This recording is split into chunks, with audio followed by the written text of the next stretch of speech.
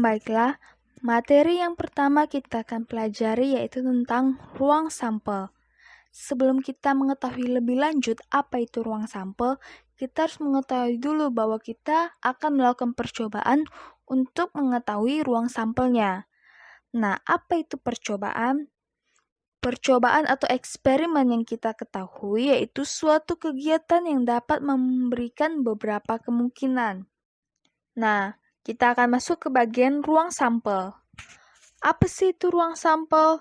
Ruang sampel adalah himpunan dari semua hasil yang mungkin pada suatu percobaan atau kejadian. Ruang sampel biasa dilambangkan dengan huruf S besar dan diidentik dengan tanda kurung kurawal. Jadi, contohnya saat kita melemparkan sebuah dadu, maka ruang sampelnya adalah himpunan dari 1, 2, 3, 4, 5, dan 6. Ruang sampel itu menghasilkan titik sampel. Apa sih titik sampel juga? Nah, titik sampel adalah anggota-anggota dari ruang sampel atau kemungkinan-kemungkinan yang muncul. Jadi, titik sampel itu ditulis terpisah, misalnya 1, 2, 3, 4, 5, dan 6. Nah, semua sudah paham bukan mengenai definisinya? Lalu kita masuk ke bagian bagaimana cara menyusun anggota ruang sampelnya. Menyusun anggota ruang sampel memiliki 3 cara, yaitu dengan mendaftar, diagram pohon, dan dengan cara tabel. Yang pertama adalah menyusun anggota ruang sampel dengan mendaftar. Dengan mendaftar artinya kita mengurutkan atau menyebutkan satu-satu anggota ruang sampelnya.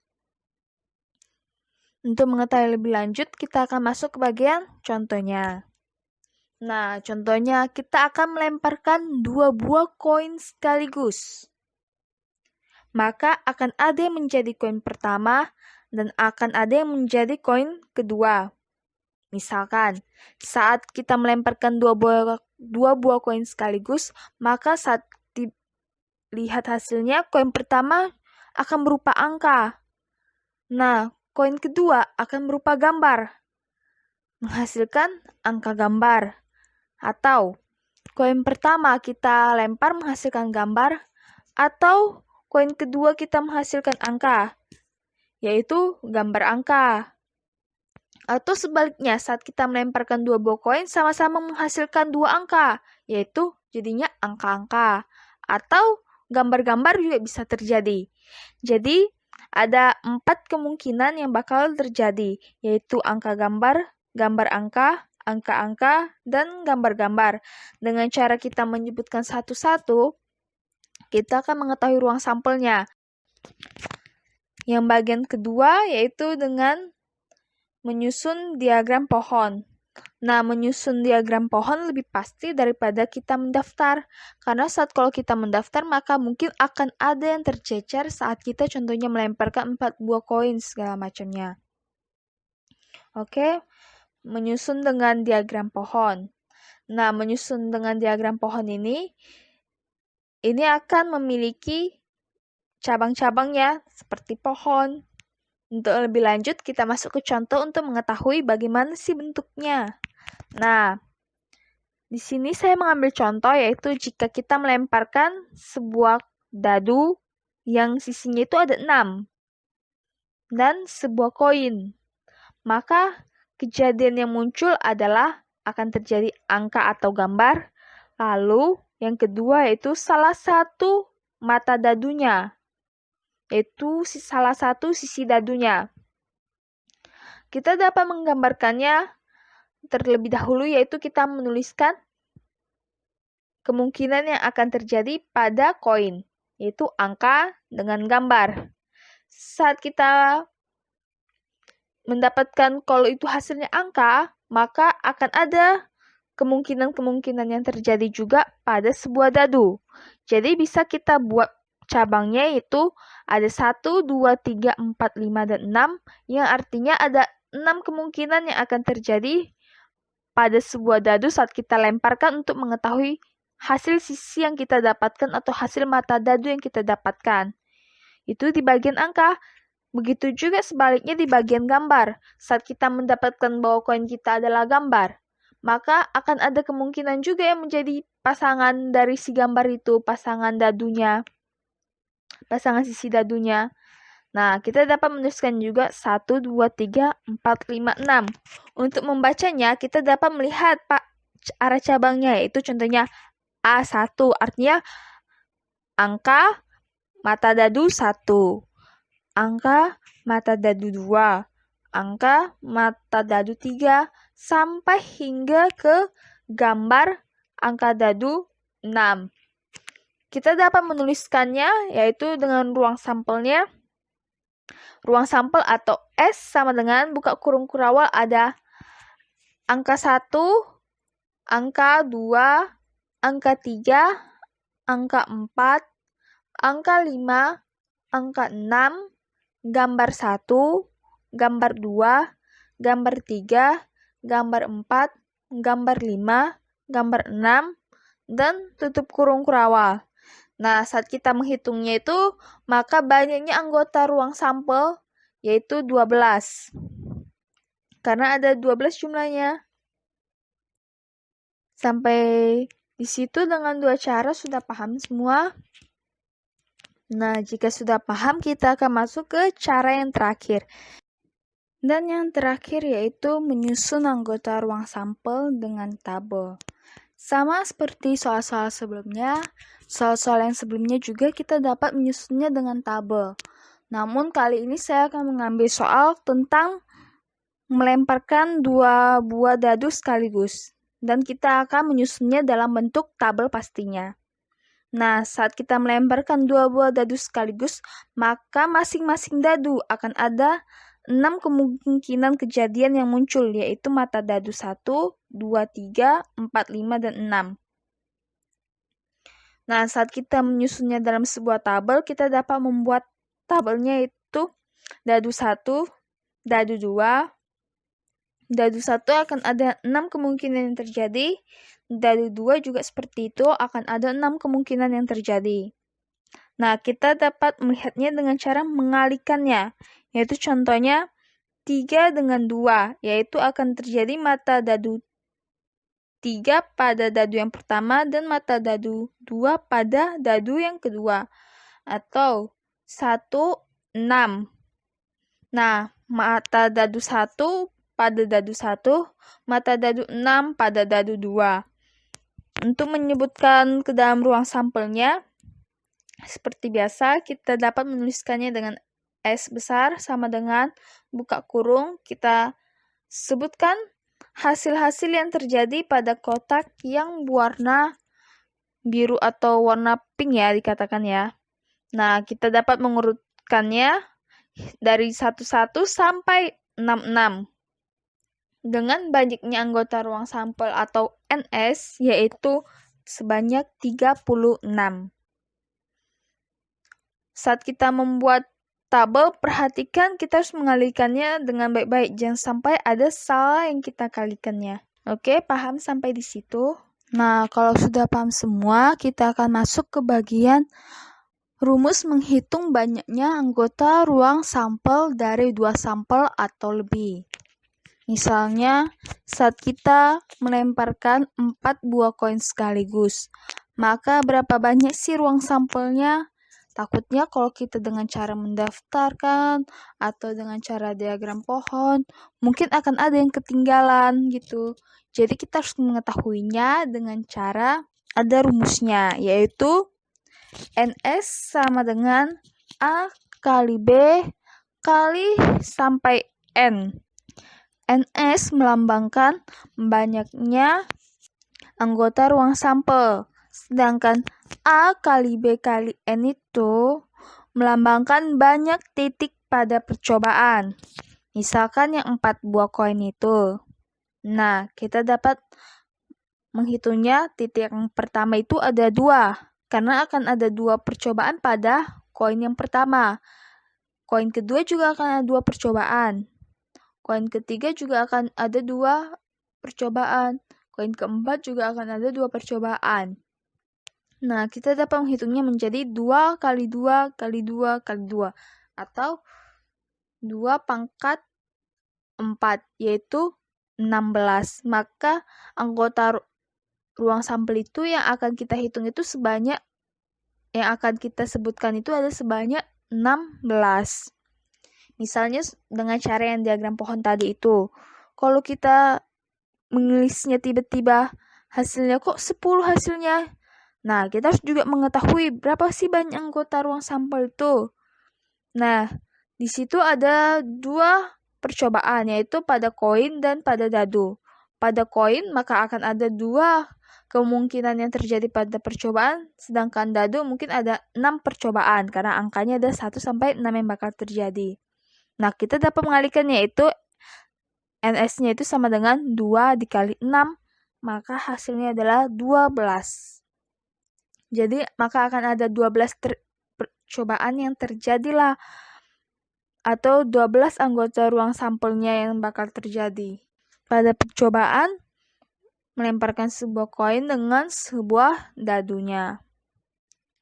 Untuk lebih lanjut mengetahui dari penjelasan-penjelasan dari awal, kita akan masuk ke bagian contoh soal. Nah, contoh soal yang pertama adalah tentukanlah ruang sampel dari percobaan melemparkan 3 buah koin sekaligus.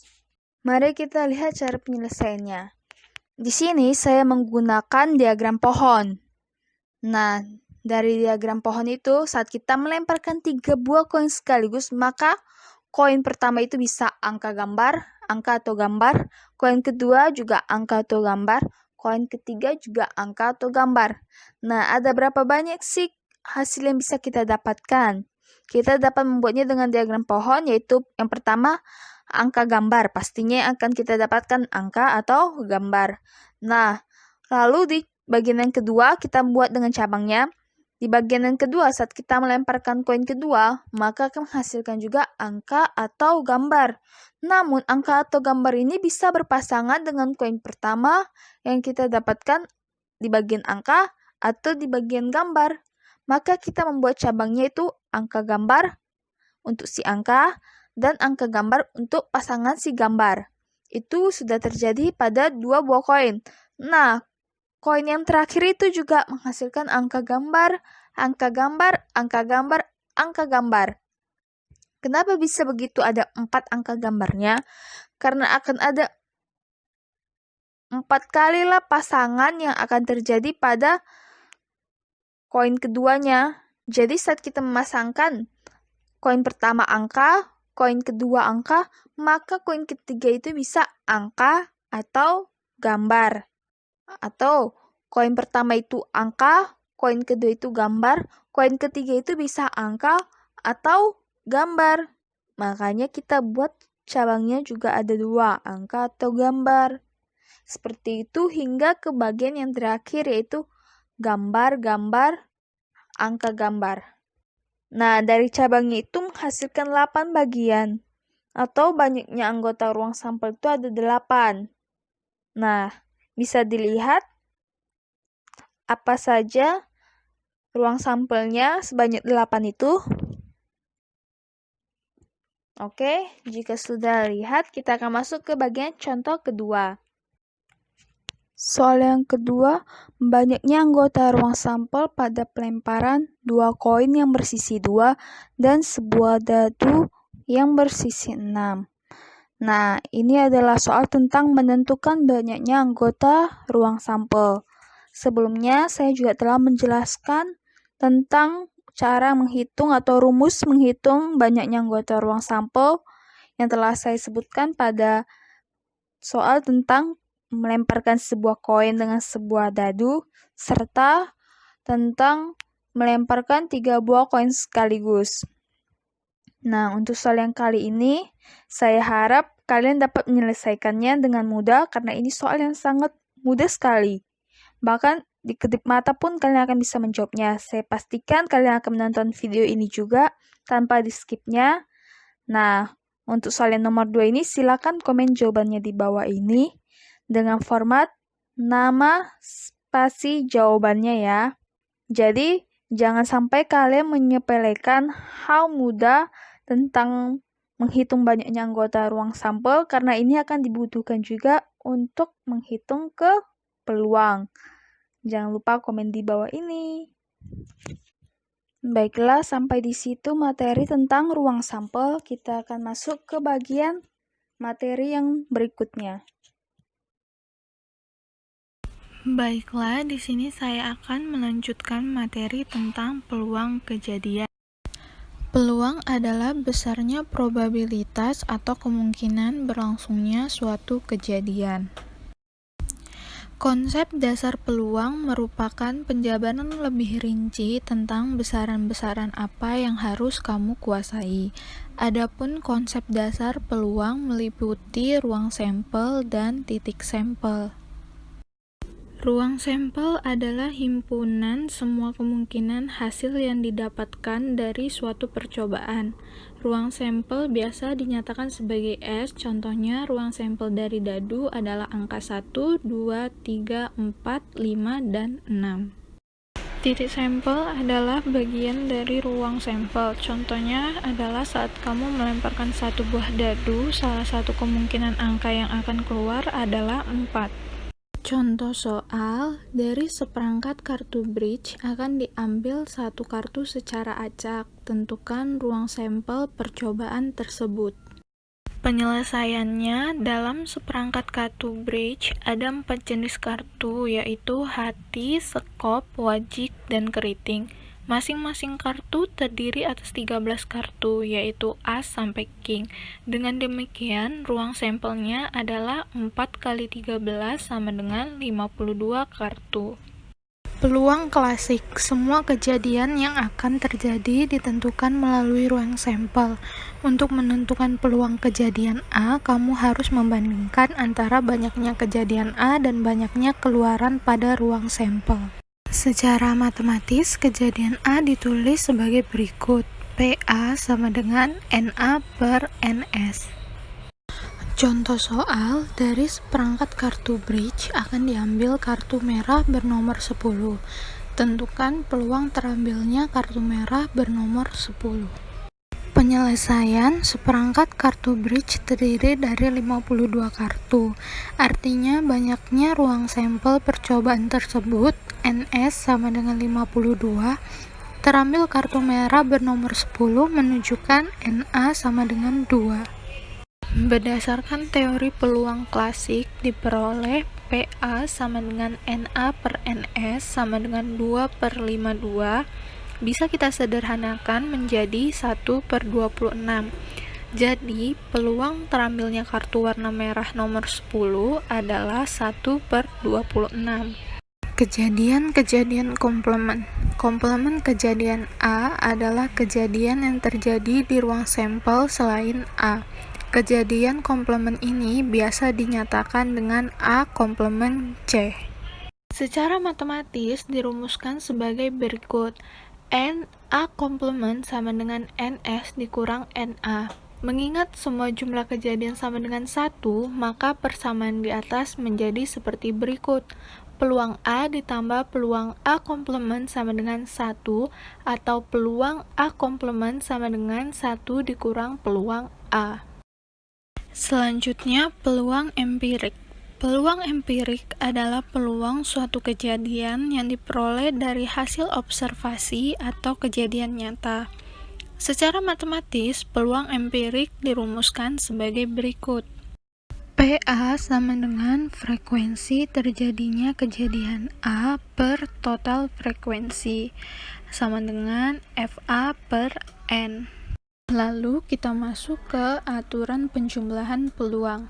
Aturan penjumlahan peluang merupakan metode yang digunakan ketika dua kejadian atau lebih berlangsung secara beriringan.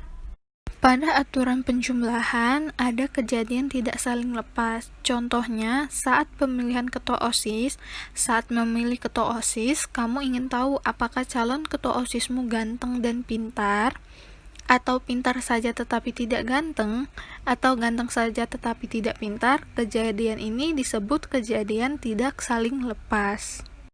Rumus untuk kejadian A dan B tidak saling lepas adalah peluang A gabung B sama dengan peluang A ditambah peluang B dikurang peluang A irisan B. Selanjutnya ada kejadian saling lepas. Contohnya adalah kamu ingin tahu apakah calon ketua OSIS-nya laki-laki atau perempuan.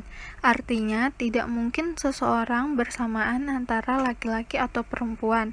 Dengan demikian, kejadian tersebut dinamakan kejadian saling lepas.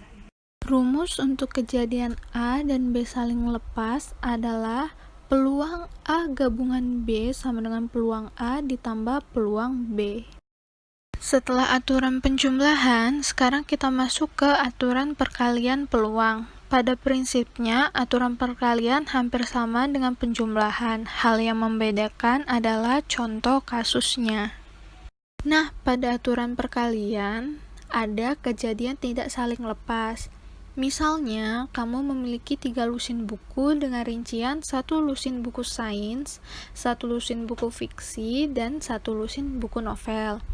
Saat kamu mengambil sebuah buku tanpa pengembalian, tentunya akan berpengaruh pada jumlah keseluruhan buku, kan?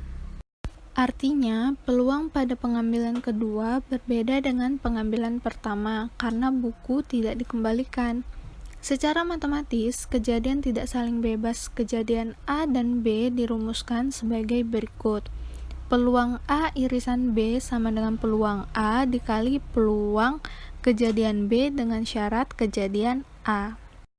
Selanjutnya, kejadian saling bebas. Contohnya, kamu melemparkan koin dan dadu secara bersamaan.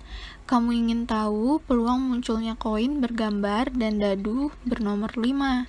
Jelas bahwa koin dan dadu tidak saling berpengaruh satu sama lain. Kejadian ini disebut kejadian saling bebas. Secara matematis, kejadian A dan B saling bebas dirumuskan sebagai berikut.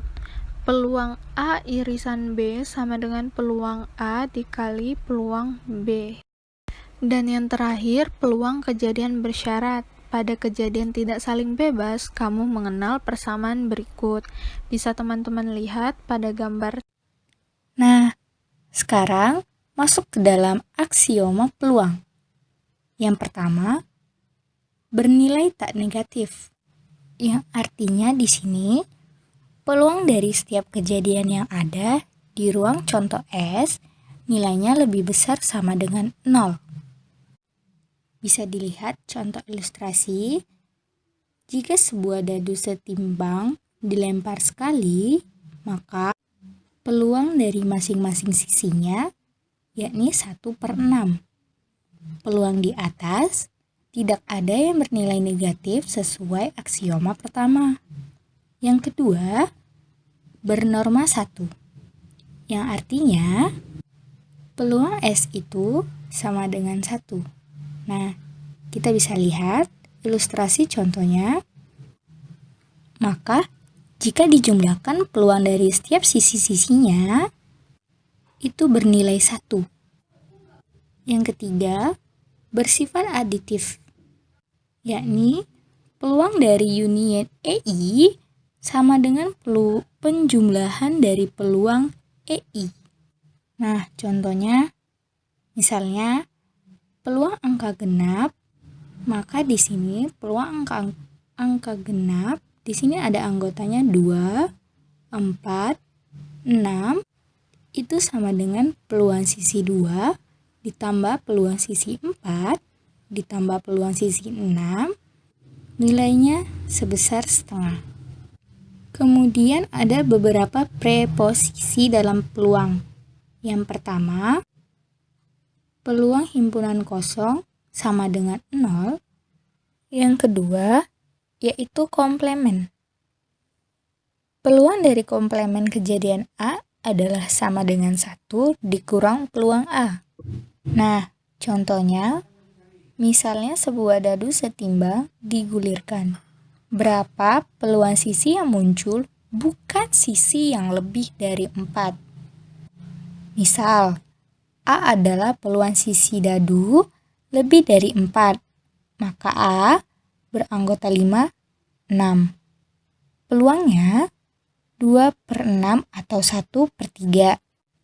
Maka peluang munculnya bukan sisi yang lebih dari 4 sama dengan komplement kejadian A, yakni 1 dikurang peluang A sama dengan bernilai 2/3. Yang ketiga ada himpunan bagian. Jika A himpunan bagian B, yakni kejadian A merupakan himpunan bagian kejadian B, maka peluang A lebih kecil sama dengan B. Nah, bisa dilihat ada contoh. Misal sebuah dadu setimbang digulirkan, kejadian A adalah munculnya sisi kurang dari 5 dan B adalah munculnya sisi kurang dari 3. A anggotanya ada 1, 2, 3, 4, sedangkan B anggotanya ada 1, 2. Nah, di sini B adalah himpunan bagian A. Maka peluang A dan B, peluang A itu 4/6 dan peluang B itu 2/6, sehingga tentunya peluang B ini lebih kecil dari peluang A, karena B adalah himpunan bagian dari A. Yang keempat, gabungan dua kejadian. Peluang gabungan dua kejadian dapat dinyatakan peluang A gabungan B sama dengan peluang A ditambah peluang B dikurang peluang A irisan B. Nah, contohnya, misalnya sebuah dadu setimbang digulirkan. Berapa peluang munculnya sisi dadu angka prima atau ganjil? Nah, penyelesaiannya, misalnya A adalah munculnya angka prima, B adalah munculnya angka ganjil. Maka anggota dari A itu ada 1, 2, 3, 5. Peluangnya sama dengan 4/6. Peluang B itu anggotanya ada 1, 3, 5. Peluang B sama dengan 3/6. Kemudian A irisan B anggotanya ada 3, 5. Maka peluang A irisan B itu 2/6. Nah, maka peluang munculnya angka prima atau ganjil pada dadu, yakni peluang A gabungan B sama dengan peluang A ditambah peluang B dikurang peluang A irisan B. Kita masukin nih nilai peluangnya. Nah, lalu akan mendapatkan nilai 5/6. Nah, itu penjelasan dari aksioma peluang. Nah, itulah beberapa penjelasan materi dari kelompok kami. Yang mau bertanya, silakan tinggalkan di kolom komentar. Jangan lupa menjawab soal yang tadi ditanyakan ya. Terima kasih yang sudah menonton.